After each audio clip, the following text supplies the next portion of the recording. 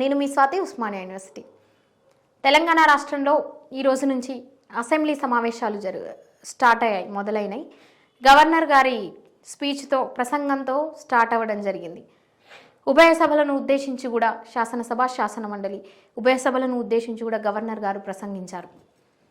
మరి ఈ అసెంబ్లీకి పెద్ద ఎత్తున ప్రచారంలో బయట కొనసాగుతూ ఉంది. ఏంటి అంటే కేసీఆర్ గారు హాజరవుతారా లేదా అనేది ఈ 2-3 రోజుల నుంచే చర్చకు వస్తున్నటువంటి విషయం. ఎందుకంటే విమర్శలు చేయడం, ప్రజాపాలన మీద విమర్శలు గుప్పించడం కావచ్చు, ఎప్పుడూ కాంగ్రెస్ పార్టీని ఏకధాటిగా రేవంత్ రెడ్డి గారి మీద తిట్ల పురాణం పెట్టడం కావచ్చు, బీఆర్ఎస్ ముఖ్యమంత్రికే కాకుండా మాజీ ముఖ్యమంత్రికే కాకుండా మంత్రులు ఎవరైతే కేటీఆర్ గారు, హరీష్ రావు గారు, మనోళ్ళు ఉన్నారు కదా, ఇప్పుడు గెలిచినటువంటి ఈ బీఆర్ఎస్ ఎమ్మెల్యేలు, వాళ్ళందరికీ కూడా ఉన్నటువంటి ఒక ఉద్యోగం అది. ఇక అదే వాళ్ళకు ఆ డ్యూటీ తప్ప వేరే డ్యూటీ ఉండదు. ఇవన్నీ ఎట్లుంటే మరి రసవత్తరంగా అసెంబ్లీ సమావేశాలు జరుగుతాయని అనుకుంటే మొట్టమొదటి రోజే గవర్నర్ ప్రసంగం రోజే కేసీఆర్ గారు డుమ్మా కొట్టడం జరిగింది. ఈరోజు మనం చూసాం. మరి ఆయనకు దెబ్బ తగిలి బాత్రూంలో కాలు జారి పడి ఆయనకు ఫిజియోథెరపీలు చేసి 45 రోజులు యశోద హాస్పిటల్లో పడి మంచి ట్రీట్మెంట్ తీసుకొని దాంతో నడుచుకుంటూ పోయి చాలా జరిగింది. మరి ఇంకా కోలుకోలేదట్టుంది పాపం. గవర్నర్ గారితో ప్రసంగం ఇప్పించడం ఎట్లాగో వాళ్ళకి నచ్చదు.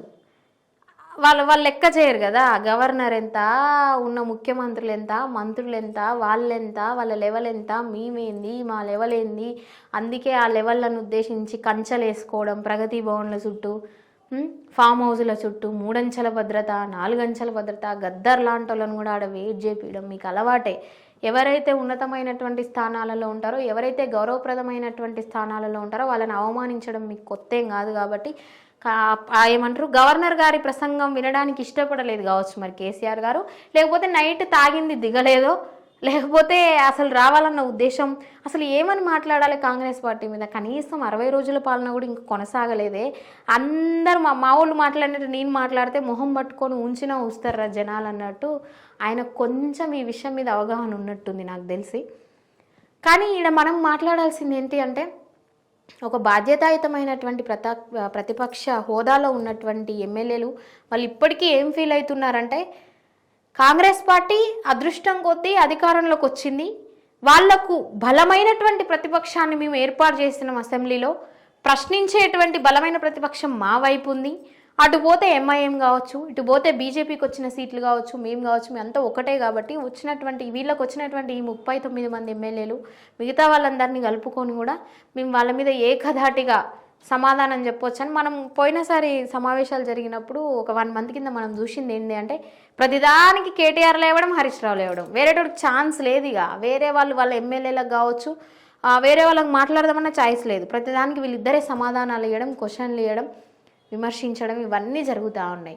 మరి ముఖ్య నేత కేసీఆర్, ముఖ్య అధినేత కదా, టీఆర్ఎస్ పార్టీని బీఆర్ఎస్గా మార్చి తెలంగాణలో ఎలగబట్టిరని చెప్పి భారతదేశంలో స్థాయిలో పార్టీని తీసుకుపోయి నేషనల్ పార్టీగా అవతరింపజేసి ప్రజలను ఉద్ధరించాలని చెప్పి వెలుగొందుతున్నటువంటి మాటలతో వాళ్ళు షైన్ చేసుకుంటూ ఉన్నటువంటి నేత కేసీఆర్ గారు ఎందుకు హాజరవ్వలేదనేది అందరికీ కూడా ఒక ప్రశ్న, అది ఒక క్వశ్చన్ మార్క్గా మిగిలిపోతూ ఉంది.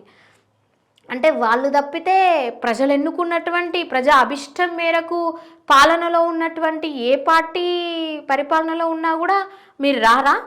మరి దేనికి మీరు ప్రజల పక్షాన ప్రజాస్వామ్యంలో నిలబడి ఎమ్మెల్యేగా ఎందుకు గెలవడం? ప్రజలు వాళ్ళు ఒక తీర్పు ఇచ్చిరు కదా, దాన్ని గౌరవించని వాడు ఎందుకు ఎమ్మెల్యే స్థానంలో ఉండి అసెంబ్లీకి వెళ్ళాలని వాళ్ళని ఎందుకు మోసం చేయడం?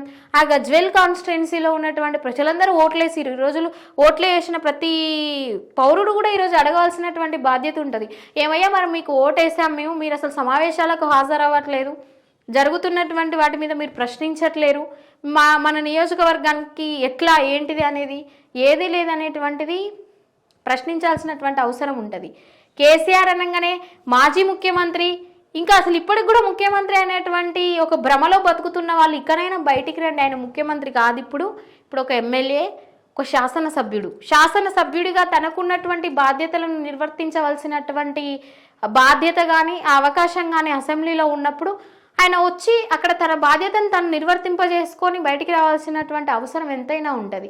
ఏ పార్టీ అయినటువంటి ప్రభుత్వం ఏర్పాటు చేసినా అది ప్రజల అభిష్టం మేరకు మాత్రమే జరుగుతుంది.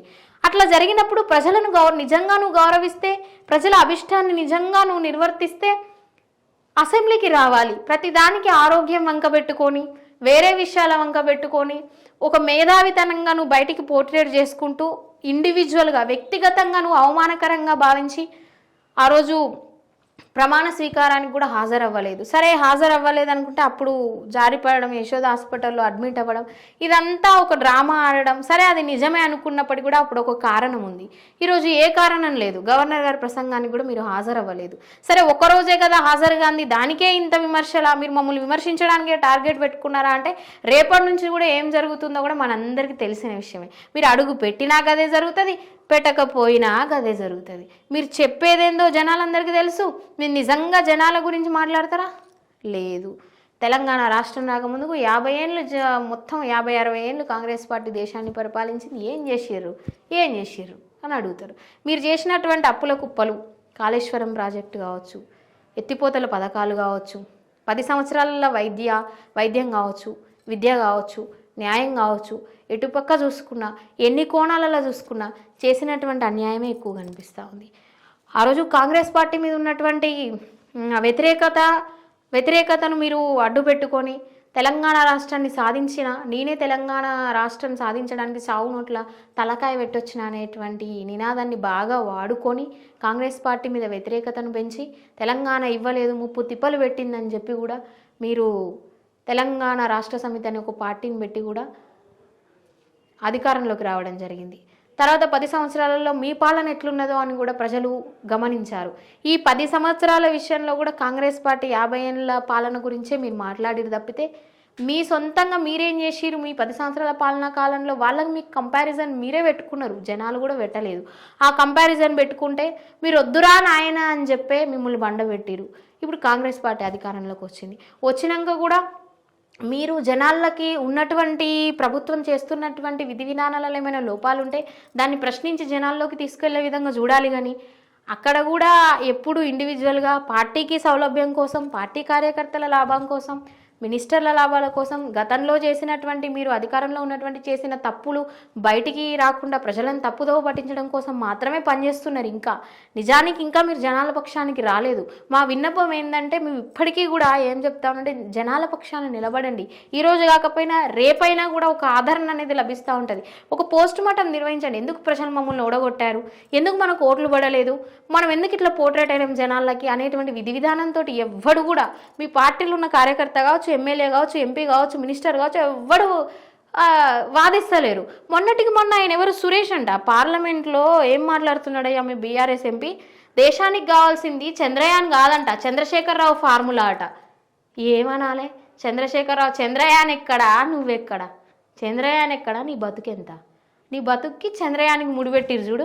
ఇది మీ ఎంపీల విధానం. సైన్స్ అండ్ టెక్నాలజీ విషయం కావచ్చు, దాని మీద ఉన్నటువంటి కంటెంట్ కావచ్చు, అక్కడ ఉన్నటువంటి డెప్నెస్ కావచ్చు, భారతదేశంలో వైజ్ఞానికంగా విజ్ఞానపరంలో ప్రపంచవ్యాప్తంలో చూసుకున్నా కూడా భారతదేశం ఎంత ముందుకు వెళ్తుంది, మన దగ్గర ఉన్నటువంటి సాంకేతికత ఎంత, పరిజ్ఞానం ఎంత, ఏ దిశగా మనం పిల్లల్ని కావచ్చు విద్యార్థుల్ని వైజ్ఞానిక పరంగా ముందుకు తీసుకెళ్తా ఉన్నాం.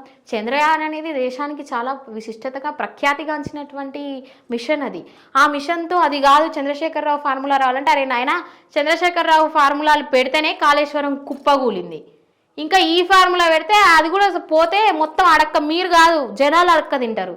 ఇలాంటి పిచ్చి కూతలు మానేసి ఎంపీలుగానే ఉండి కనీసం మిమ్మల్ని మీరు డిఫెండ్ చేసుకునే విధంగా ఉండండి అంతే.